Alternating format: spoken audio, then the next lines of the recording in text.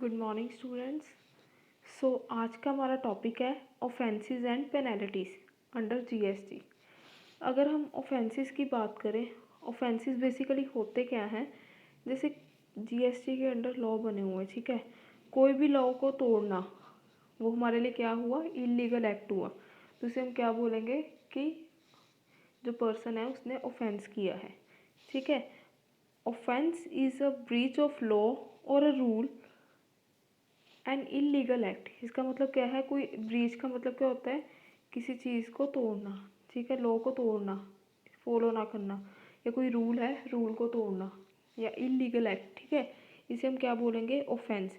It is a crime that breaks a particular law और and requires a particular punishment. इसका मतलब क्या है? कोई पर्टिकुलरली लॉ बनाया गया है, उसको आपने तोड़ा है, तो ये एक तरह की, इससे क्या होगा? आपको पनिशमेंट मिलेगी, ठीक है।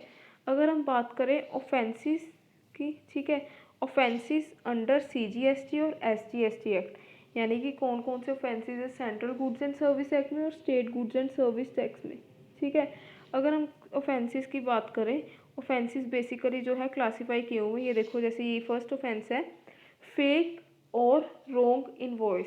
इसका मतलब क्या है? इनवॉइस मतलब क्या होता है? बिल। अगर आपने कोई भी फेक बिल या गलत बिल बना के दिया है तो ये एक तरह का क्या है? ऑफेंस। जैसे कि यहाँ पे क्या मेंशन किया गया है?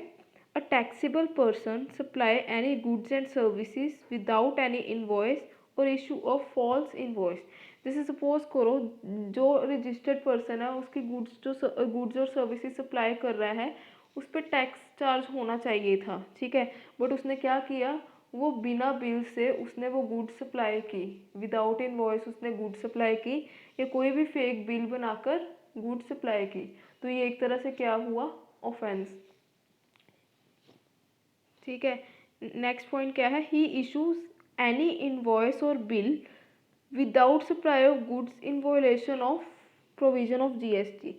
या हम कहें कोई भी बिल बना दिया पर गुड्स सप्लाई नहीं हुई, गुड्स जो है वो सप्लाई नहीं हुई, बट जो बिल उसने है बना दिया, तो ये भी एक तरह का अगेंस्ट है जीएसटी के लॉ के। सो इसलिए ये भी क्या हुआ हमारा? ऑफेंस। इसी तरह से थर्ड पॉइंट की बात करें, he issue invoice using identification number of another bona fide taxable person. यानी कि जो जो बंदा सप्लाई कर रहा है गुड्स, ठीक है, वो अपने नाम का बिल इशू नहीं कर रहा है, किसी और बंदे के नाम का, जो जिसके टैक्सेबल पर्सन है, जो रजिस्टर्ड पर्सन है, अनदर पर्सन किसी और के नाम का इनवॉइस इशू कर रहा है, बिल इशू कर रहा है, तो ये भी एक तरह से क्या हुआ? इनवॉइस ऑफेंस हुआ, ठीक है। तो ये क्या था? फेक और रॉन्ग इनवॉइस के लिए ये ऑफेंस माने जाएंगे, ठीक है। नेक्स्ट हम बात करें फ्रॉड की। फ्रॉड का मतलब क्या होता है? धोखाधड़ी करना, ठीक है। इसमें क्या आएगा? He submits false information while registering under GST. यानी कि जब जीएसटी में आपने जीएसटी टिन लिया है, जीएसटी रजिस्ट्रेशन नंबर लिया है, जब आपने वहाँ पे रजिस्ट्रेशन किया ऑनलाइन जीएसटी के पोर्टल पे, तो आपने क्या किया? जो इन्फॉर्मेशन वहाँ पे उन्होंने पूछी थी वो आपने गलत भरी है, यानी कि जो जीएसटी के एप्लीकेशन फॉर्म में जो आपने इन्फॉर्मेशन भरी है वो गलत है, तो ये भी एक तरह से फ्रॉड हुआ, धोखा हुआ, ठीक है। नेक्स्ट क्या है? He submit fake financial records और डॉक्यूमेंट्स और files fake returns to evade tax. उसने क्या किया? जो भी फाइनेंशियल रिकॉर्ड्स थे, जो अकाउंटिंग स्टेटमेंट्स थे, कोई भी फाइनेंस के रिलेटेड रिकॉर्ड्स थे, वो सारे फेक थे, गलत थे, ठीक है। ये उसने रिटर्न जो है वो फेक फाइल की है, ठीक है, ताकि वो टैक्स जो है बचा सके। जैसे उसकी बनते थे, जैसे सपोज करो उसकी 15 लाख रुपए की बनती थी इनकम, ठीक है, बट उसने कितनी शो की है? 3 लाख रुपए शो की है, तो वो क्या हुआ? टैक्स को इवेड करने के लिए इतना सारा फ्रॉड किया है उसने, ठीक है। नेक्स्ट बात करें, डज नॉट प्रोवाइड इंफॉर्मेशन और give false information during proceedings. जब उसे उसके प्रोसीडिंग्स ली गई उसके अगेंस्ट, तो उसने क्या किया? ये इंफॉर्मेशन जो है वो गलत प्रोवाइड की, या उसने जो इंफॉर्मेशन मांगी थी वो दी ही नहीं, तो इस केस में भी क्या बोलेंगे कि फ्रॉड हुआ है। नेक्स्ट क्या है? Tax evasion. अगर टैक्स इवेजन की बात करें, इवेजन का मतलब क्या होता है?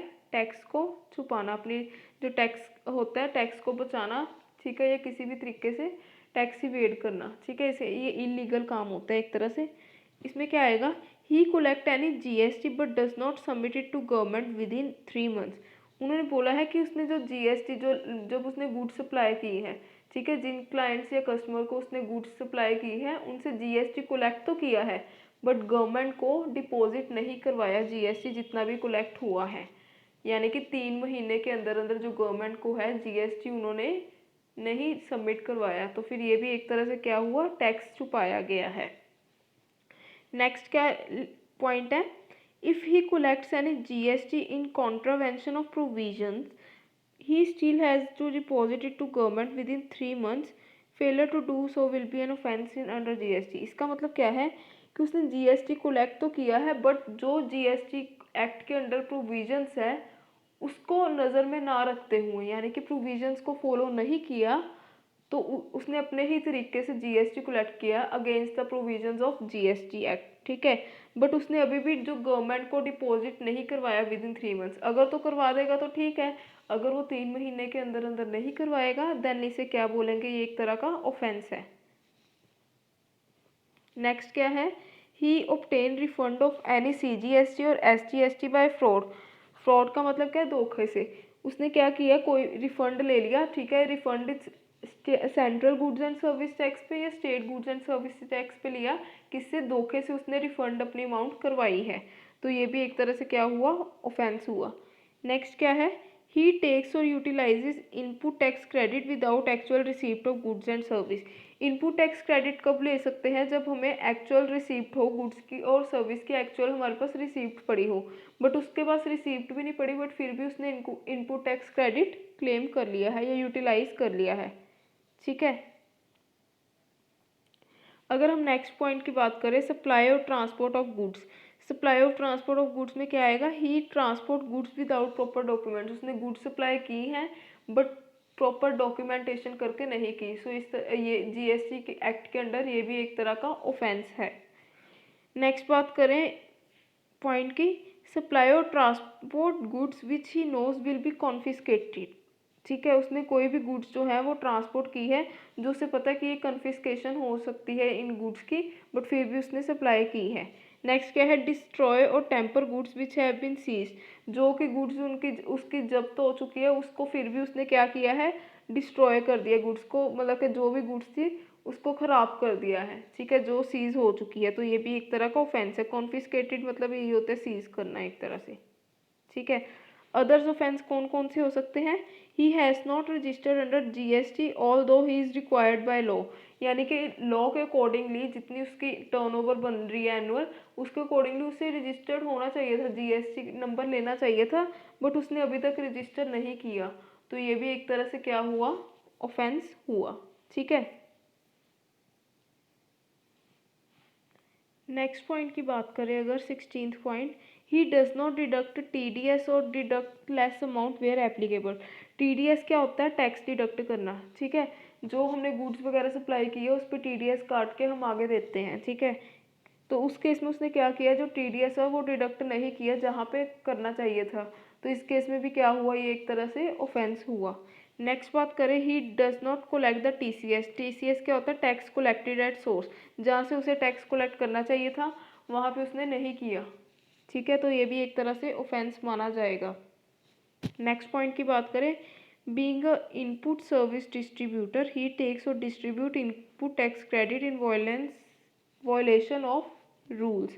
इसका मतलब क्या है, जो भी जीएसटी के अंडर रूल्स है इनपुट टैक्स क्रेडिट के रिगार्डिंग, उसको ना फॉलो करते हुए या उसे वायलेट करते हुए उसने जो है इनपुट टैक्स क्रेडिट का या इनपुट सर्विस डिस्ट्रीब्यूटर का बेनिफिट उठाया है। नेक्स्ट बात करें पॉइंट की, ही obstruct the proper officer during his duty, for example he hinders the officer during audit by tax authority। इसका मतलब क्या है कि जैसे सपोज करो उसके जहाँ पे उसका बिजनेस है वहाँ पे टैक्स अथॉरिटीज़ वगैरह आई इंस्पेक्शन के लिए या ऑडिट करने के लिए, ऑडिटर आया, तो उसने क्या किया, उनके काम में बांधा लाए, मतलब इसका मतलब क्या हुआ, ऑब्स्ट्रक्ट किया, उन्हें काम करने से रोका गया कि ये आप ये नहीं कर सकते, ये मेरा बिजनेस है, आप ऐसे नहीं कर सकते, वो नहीं कर सकते।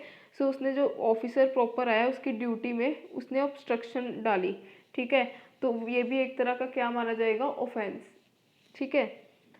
नेक्स्ट क्या है, he does not maintain all books that he require to maintain by law, यानी कि जो जो बुक्स यानी कि फाइनेंशियल स्टेटमेंट्स होगी या अकाउंटिंग रिकॉर्ड्स हो गए वो मेंटेन करके रखने चाहिए थे, बट उसने जो है लॉ के अंडर, जीएसटी लॉ के अंडर जो जो जो डॉक्यूमेंट्स बोले थे मेंटेन करने के लिए वो उसने मेंटेन करके नहीं रखे, तो ये भी एक तरह से क्या माना जाएगा, ऑफेंस।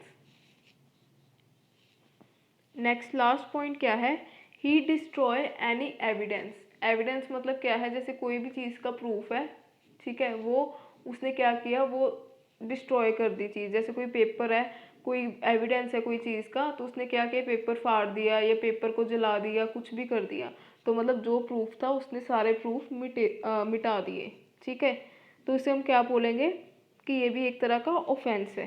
सो ये थे हमारे जो जीएसटी के अंडर, जो आईजीएसटी और सीजीएसटी के अंडर जो ऑफेंस थे, सीजीएसटी और एसजीएसटी के अंडर जो ऑफेंस थे, ये सारे थे, ठीक है। सो आज के लिए इतना ही। अगर आपको इसमें कोई भी ऑफेंस में प्रॉब्लम आए देन आप मेरे से पूछ लेना, ठीक है। So thank you class.